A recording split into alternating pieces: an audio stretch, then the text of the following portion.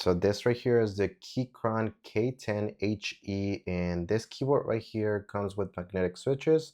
What that means is that you get a very smooth click, and even with this really small tap, it will go ahead and register. This thing is super cool. It's 100% layout. You also have some wood accents on the side, which I really like. You can go ahead and connect different ways, whether it's Bluetooth, the 2.4 gigahertz USB receiver that comes with it.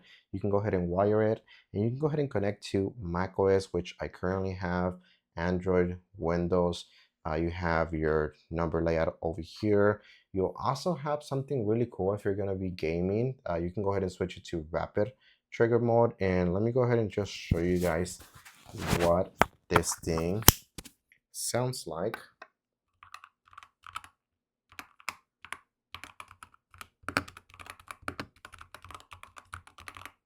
So as you can see, this is a really cool setup.